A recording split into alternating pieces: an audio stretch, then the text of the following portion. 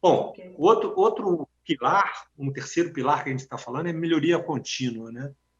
Melhoria contínua é um pilar que é um conceito da Michelin, né? Desde que eu entrei na fábrica, em 85, não vou dizer 85, porque primeiro no início eu fiquei só em treinamento, né? Mas quando eu assumi um posto em 86, a gente já fala em melhoria contínua com vários nomes diferentes, mas é tudo melhoria contínua, é melhorar o equipamento, melhorar o processo, né? Eu gosto de dar um exemplo bobo: se a gente tem uma máquina que levanta, um braço que levanta e que gira, a gente pode fazer uma modificação fazendo ele levantar e girar ao mesmo tempo, se for possível, né? Com isso a gente ganha tempo. Se a gente ganha tempo, a gente produz um pouco mais do que a gente produziria em um mês. Em vez de fazer, sei lá, estou chutando um valor, 2.000 unidades, a gente passa a fazer 2.005 unidades, por exemplo, né? E isso aí é uma cultura da Michelin há muito tempo. O único alerta que eu tenho a fazer a isso aí a minha experiência mostrou, isso é muito importante, tem que ser feito, mas tem que ser feito com dois cuidados importantes. Um cuidado importante, e hoje acho que isso tem também, aí é que eu falo que a gente já mudou a nossa maneira de pensar. Eu acho que a nossa maneira está um pouco mais lean, isso aí, no que se refere ao lean. A gente consulta mais os setores, né? A gente consulta as pessoas. Antigamente a gente saía modificando. E modificar é muito bom, eu gosto muito, acho muito legal a gente fazer uma modificação, né? Ver a máquina funcionar de uma maneira diferente, ver o processo ficar melhor, isso é muito bacana. Mas tem uma parte que é igual um iceberg. Essa parte bonita é a sua ponta do iceberg, né? A grande parte está escondida embaixo. São a atualização de desenhos, a atualização de peças de reposição, retirar peças de reposição que não vão ser mais usadas, porque aquela modificação eliminou, ou incluir peças de reposição em função da, da modificação que você fez. Na Essa parte verdade, a gente pode dizer que realmente é preparar também, né? Ter um checklist de o que eu preciso verificar quando eu faço uma modificação, né? E quem é, precisa validar, né? isso hoje em dia tem, tá? Hoje a gente trabalha, pelo menos na Michelin, a gente trabalha com isso. Uma modificação é consultada os vários setores. No passado, por exemplo, eu me lembro quando eu trabalhava naquele setor que eu citei, que era o OPL, que é uma parte da fábrica. Alguém teve dar uma grande ideia. A gente tinha umas bobinas que tinham um produto e o produto era usado pela máquina. Esse produto era como se fosse a matéria-prima dessa máquina. E alguém teve uma grande ideia de aumentar as bobinas, né, e cabia mais produto, aí a gente trocaria menos as bobinas e aí a máquina teria um rendimento melhor. A ideia inicial assim me parece fantástica, mas a manutenção não foi consultada, as bobinas foram modificadas para maiores, o resultado imediato foi muito bom mesmo, Depois não se começou a quebrar esperava, mesmo. começou a quebrar tudo, né? Exatamente. Passou um tempo, a máquina não era preparada para aquele peso e começou a quebrar tudo. E aí vira aquela guerrinha, né, que a gente já conhece. O problema agora é de manutenção, mas pô, o problema foi a modificação. Não importa, né? Eu hoje escutei uma frase que eu gostei mesmo, falou que o maior concorrente de uma empresa são seus diversos departamentos. E eu, em minha experiência, vi isso há muito tempo, né? É, uma guerra boba entre produção, manutenção e qualidade, que não leva a lugar nenhum, que o dia que eles entenderem que os três juntos, trabalhando, o resultado da empresa vai crescer muito, ó, não tem limite. Né? O problema é que realmente é o que você falou, né? Eu fui gerente de produção há muito tempo e era uma briga com a manutenção, né? E só funcionava bem quando a manutenção estava ligada ao único gerente, né? Vamos dizer assim, né? Eu cheguei a comentar um pouquinho sobre isso na live do Dauro, né? Quando o Dauro estava falando, e eu falei da minha experiência naquela parte de cozimento de pneus, né? E ali, como era um setor novo, né? Um setor que a gente estava partindo na usina, eu fui trabalhar lá, eu fui a primeira pessoa que foi deslocada para lá. Quando eu fui para lá, o setor era, eu gosto de brincar que era um terreno baldio com uma árvore. Né? Eu vi levantar o prédio, instalar as máquinas. Então, por um processo nosso, nos primeiros 2 anos, você é responsável por produção, manutenção e qualidade. Não tem um responsável no setor por manutenção outro por produção e outro por qualidade. Esse setor, particularmente, a produção e qualidade não, sempre vão estar juntos, não tem como separar nunca, porque como o setor é todo automatizado, não tem como segregar um do outro, né? O próprio mecânico é operador e o próprio eletricista é operador e assim vai. Isso já facilita também. Mas o resultado era fantástico, Renato, porque eu era cobrado por tudo. Aí você pensar assim, pô, mas assim é pior. Não, gente, é melhor, pelo incrível que pareça, é melhor, porque eu me lembro quando eu trabalhava em outros setores, e eu vou ser honesto aqui, eu estava preocupado com manutenção, gente. Essa era a minha preocupação, era o meu negócio, era a manutenção. E a gente da produção querendo matar a manutenção. Porque a produção, ela está preocupada com o seu negócio, que é produção. Então, e aí fica uma intolerância dos dois lados. Eu estou vendo um problema que vai quebrar, eu peço a produção para parar, ela não para, porque ela tá puxando bem, está tendo um bom resultado, ela não quer perder o ritmo. Mas eu estou vendo que vai quebrar. Por sua vez, quando eu tinha uma manutenção programada, eu olhava a manutenção, não tinha assim, nada assim de hiper importante, alguma coisa que fosse chave para o processo, que tinha que ser feito naquele momento. E eu também não abria mão da parada, porque eu falei, não, é a parada, vamos ter que parar. Então, quando eu era chefe, eu olhava esses dois lados. Tinha hora que eu falava assim, ó, eu estou produzindo bem, mas se eu não parar agora, isso aí daqui a pouco vai quebrar. E o amigo sempre fala, Mário, Mário, 6 horas da manhã. Eu acho que isso já melhorou muito. Eu acho que hoje essa briga existe, essa briga vai ser eterna, mas eu acho que o pessoal entendeu, os gerentes, eles sabem que se ele não parar a máquina para fazer preventiva, se ele não parar quando o operador disser que tem um barulho diferente e ele quiser meter a produção, ele mais na frente o prejuízo vai ser maior. E eu acho que hoje, tanto do lado da qualidade, da produção, quanto do lado da manutenção, eu acho que hoje está menos do que era 10, 15, 20 anos atrás, entendeu? E uma observação, você falou aí do pessoal que passou, pessoal mecânico, pessoal de manutenção que passou para a produção. Eu vi isso em 91, numa fábrica que eu tive na França, em Cholet, eles tinham feito essa experiência lá, e deu super certo. A gente começou errado, né? Você frisou bem, a gente achou que o operador ia virar um mecânico. Isso nunca deu certo. Agora, um mecânico, um profissional de manutenção de bom nível, ele aprende toda a parte de controle de qualidade, toda a parte de produção, e a gente fez muito bons condutores, muito bons líderes com essa experiência de manutenção. Isso eu acho que é um caminho que a gente depois achou o caminho certo, entendeu? Eu queria fazer essa observação.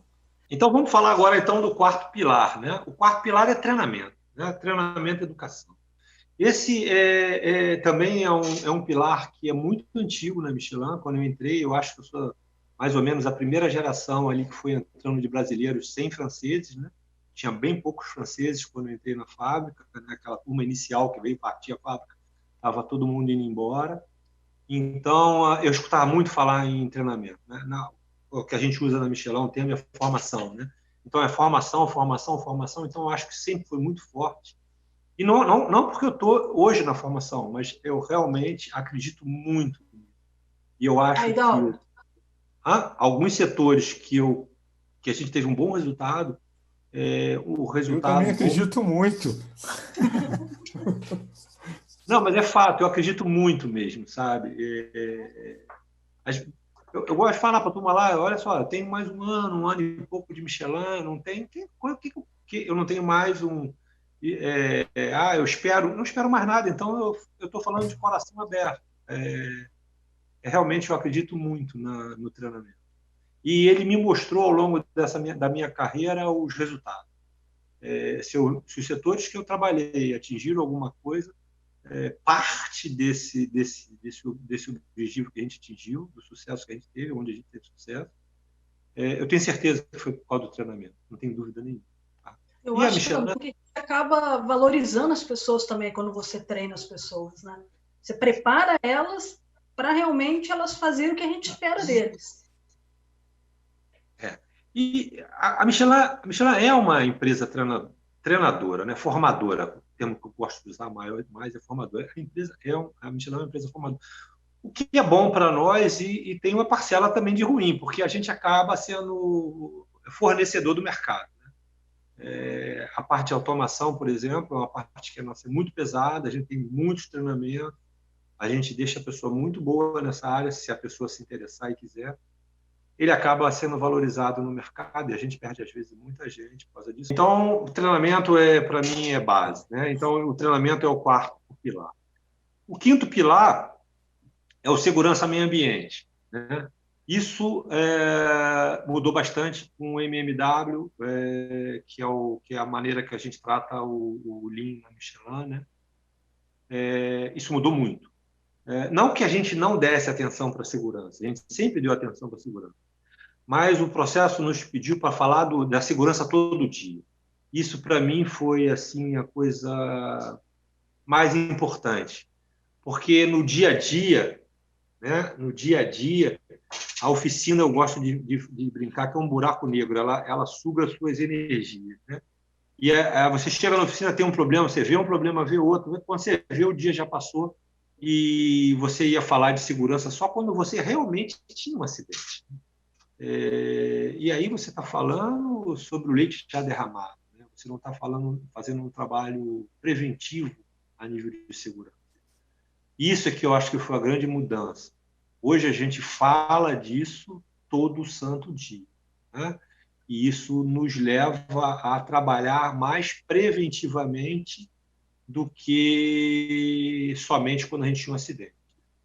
A gente era aquele também, cara... assim, o que eu observo com isso, você acaba tendo mais o envolvimento do pessoal do chão de fábrica, de todos os operadores, né? Não tenha dúvida, não tenha dúvida. A gente acaba envolvendo todo mundo. Né? E como se fala em segurança, e segurança é bom para todos. Né? Uhum. Não tem uma pessoa que não é bom para mim, é bom para todos. Acaba tendo essa interação muito grande, o que é muito bom.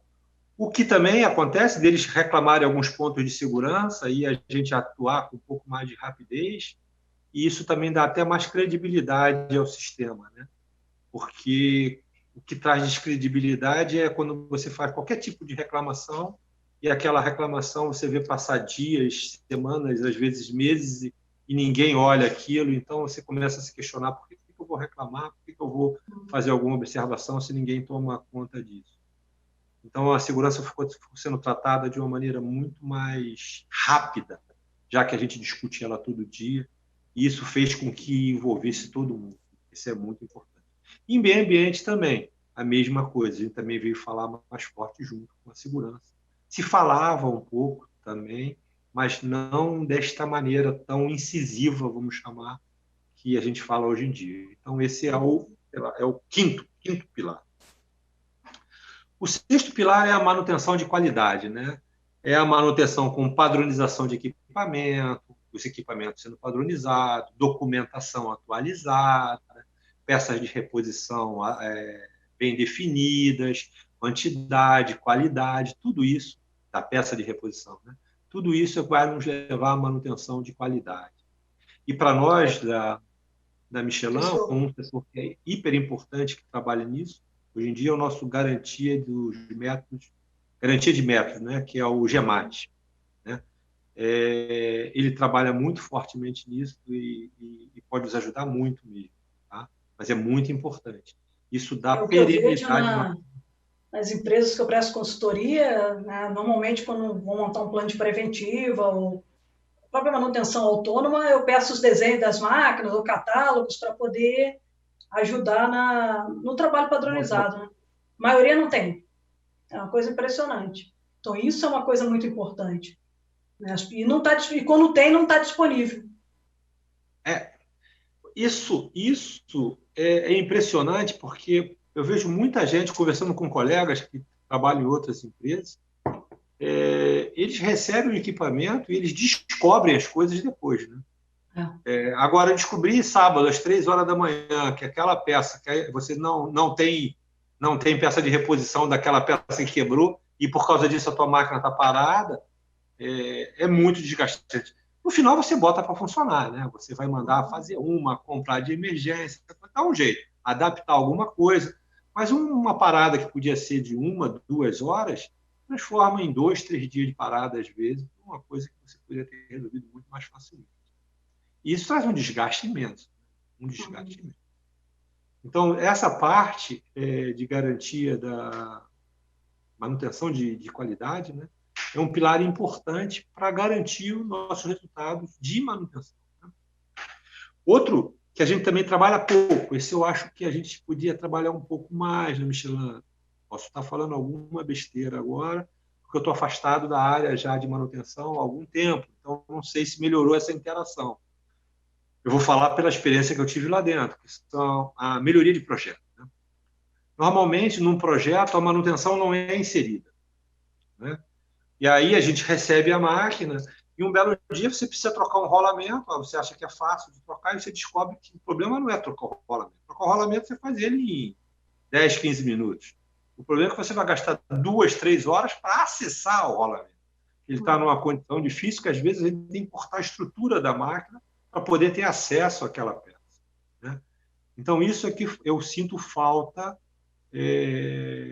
dos projetos. Não sei hoje, como eu te falei, eu estou há 9 anos na parte de treinamento, completado mês passado, então pode ter mudado alguma coisa.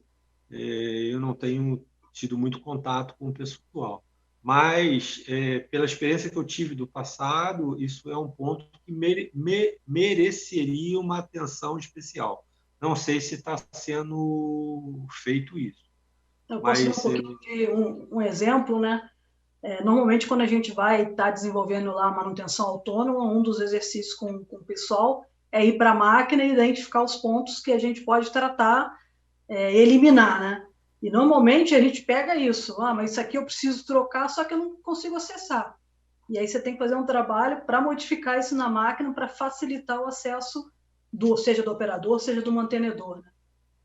Renata, posso dar como exemplo, quando eu trabalhei naquela fábrica de caminhão, de pneu para caminhão e ônibus, né, naquele setor que eu já comentei, que fazia uma parte do processo, nós tínhamos uma máquina chamada PAPP. E ela tinha um freio, que nada mais é do que uma pastilha de freio, mas era uma baita pastilha, bem grande. E ela freava, usava o próprio piso para frear, né? Ela freava, arriava a pastilha e encostava no piso e freava. Não tinha nada demais, só que de freio, a máquina funciona. O freio era acionado uma média de 5 a 6 vezes, uma vez por minuto, mais ou menos. Ele era 5, 6 vezes numa carcaça, uma carcaça levava mais ou menos isso, 5, 6 minutos, uma vez por minuto em média. Agora, tu imagina, uma vez por minuto, 7 dias, 24 horas por dia, 7 dias na semana, 360 dias no ano. O desgaste dessa pastilha era alto, a gente precisava trocar de vez em quando essa pastilha. Quando eu cheguei lá para trocar a pastilha, era de 3 a 4 horas de serviço. Porque o problema não era trocar a pastilha, o problema era acessar a pastilha. Fizemos uma modificação lá e envolvia um trabalho que tinha risco de segurança muito alto, porque você tinha que abrir o conjunto da máquina e levantar a parte dele para ter acesso à pastilha. Não tinha risco de queda, alguém se machucar. Esse é um trabalho muito desgastante. Eu não me lembro quem foi, sinceramente eu não me lembro. Alguém deu uma ideia, tem muitos anos isso. Alguém deu uma ideia para fazer uma modificação e a gente colocou o sistema que a gente trocava o freio todo. Prendemos o freio na própria estrutura da máquina, você soltava 4 parafusos e tirava o freio todo, colocava um freio novo, já colocava um freio novo com a pastilha trocada, tudo certinho. Então, um serviço que era de 4, 5 horas, com risco de segurança, com um envolvimento de 3, 4 pessoas, a gente passou para uma pessoa que fazia isso em 5 minutos, quando ele fazia devagar. Então, o ganho foi muito grande. A importância de escutar quem está ali, né? Quem faz, mas, né? Esse atinge um pilar, né, que é aquele que a gente falou de melhoria contínua, né? Mas é um pilar, é um ponto que já poderia ter vindo no projeto da máquina, né? Porque uma pastilha de freio é óbvio, né? Não precisa contar nada, é óbvio que ela vai desgastar, é óbvio que ela vai ter que ser trocada num certo momento, por melhor que ela seja. E por melhor que não tenha um sistema que nos avisa, a gente vai ter que trocar, não tem jeito. E isso poderia ser visto no projeto. esse é um pilar que eu acho que a gente tem que trabalhar. De maneira geral, eu estou falando pela Michelin, mas eu acredito eu que, de maneira geral, deve ser um padrão nas empresas. Tá? Não é. Porque eu converso E o com que eu meus te falei, a colegas... gente não tem disponível material. Não tem o não tem. projeto, não tem o manual. E aí, hoje ainda tem a facilidade da internet, né? Que você pesquisa e consegue encontrar muitos manuais, mas a maioria das vezes você não encontra. Você não tem nada disponível. É verdade.